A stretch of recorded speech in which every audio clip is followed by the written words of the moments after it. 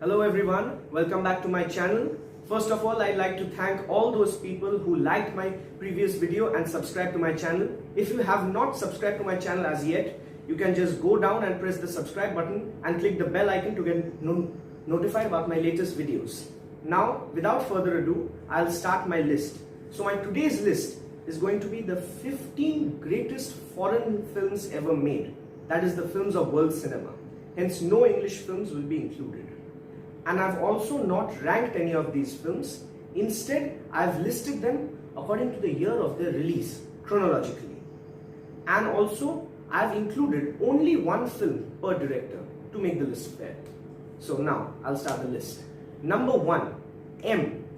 Directed by Fritz Lang, M is a German film which tells the story of a serial killer and how the police and even the gangsters of the city are trying to nab him. M also asks a very serious question, that are the insane criminals truly more dangerous than us, the so-called sane people who are criminals as well? Number 2, The Rules of the Game. Directed by the great Jean Renoir, The Rules of the Game is considered by some critics as the greatest French film ever made. It is a satirical film which tells the story of a group of French high-class people who meet a few days before the Second World War. Coming in at number 3 is Bicycle Thieves. Directed by Italian filmmaker Vittorio De Sica, Bicycle Thieves was the first film ever made which brought proper realism to cinema. Shot with unexperienced actors and on location in the dusty streets of Italy, Bicycle Thieves still remains a classic and has also gained a cult following. It has also influenced great filmmakers like Satyajit Ray. Coming in at number 4 is Rashomon. Directed by one of my personal favorites, Akira Kurosawa, Rashomon tells the story of a crime that has been committed and 4 separate versions of that crime. The main theme of the film is truth and honesty, and how even we cannot be honest to ourselves about ourselves. Next on my list is Tokyo Story, another Japanese film. This one is directed by Yasujiro Ozu. Tokyo Story is a simple story. An old man and his wife come to visit their children, but they are neglected constantly by their own children, and the only person who takes care of them is their widowed daughter-in-law. It is also a great film which speaks about family value and its importance. Coming up next on my list is an Indian film, Pather Panchali, directed by Satyajit Ray. This is the film that changed Indian cinema completely. It is still considered to be the best Indian film ever made. No other film has ever been able to reach the excellence of this film. It tells the story of Oppu, a poor village boy, and the hardships he faces in his life. But also, between all that hardship, there are still moments to cherish and enjoy. Next on my list is The Seventh Seal.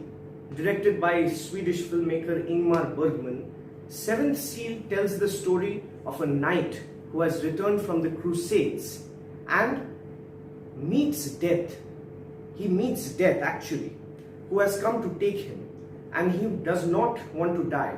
So he plays a game of chess with death, with the simple deal that if death loses, then he cannot take him. The film tells us that God is not a superhero. God cannot always save you from all situations. Sometimes you have to stand up for yourself and not expect God to take care of everything. Next on my list is La Dolce Vita. Directed by the great Italian filmmaker Federico Fellini, La Dolce Vita is the story of a journalist played by the Italian superstar Marcello Mastroianni. It is the story of a journalist and the 7 days and nights of his life and how he meets several different women and several different characters and how they affect his life. It is a highly symbolic and surrealistic film, but it's still amazing.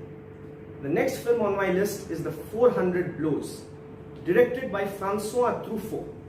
This film is also a classic French film which laid the seeds for the French New Wave.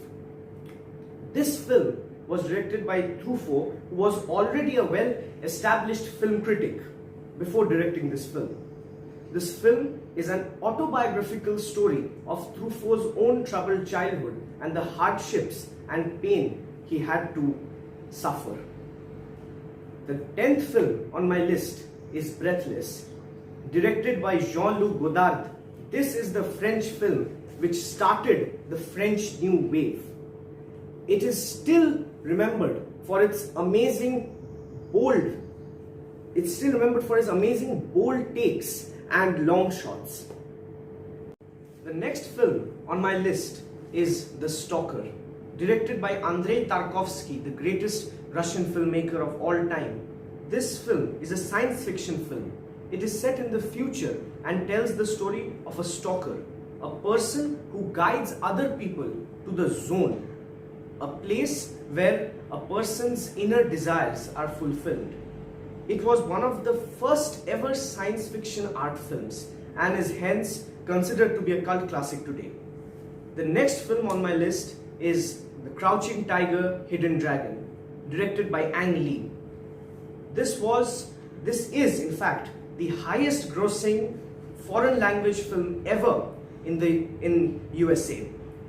It is a wuxia film and it tells the story of a warrior and his quest to find a stolen jade sword. It deals with the themes of honesty, honor, dishonor, betrayal and loyalty. The next film on my list is Amélie. This French film is a romantic comedy and is also a very quirky film. It tells the story of a lonely and isolated waitress who decides to help other people because it will make herself happy. The next film on my list is City of Gods, the only Brazilian film on my list.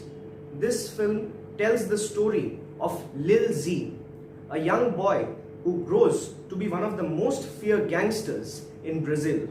It also shows how organized crime became prevalent in Brazil during a certain period of time. The last film on my list is the Spanish film Pan's Labyrinth, directed by Guillermo del Toro. This film is a dark fairy tale and it is also set in the real world. On the backdrop is the Spanish Civil War, and it also tells the story of a young girl who befriends a faun and how they try to stop the war. Anyways guys, this was my list. Thanks for watching my video and do remember to subscribe to my channel. Thanks.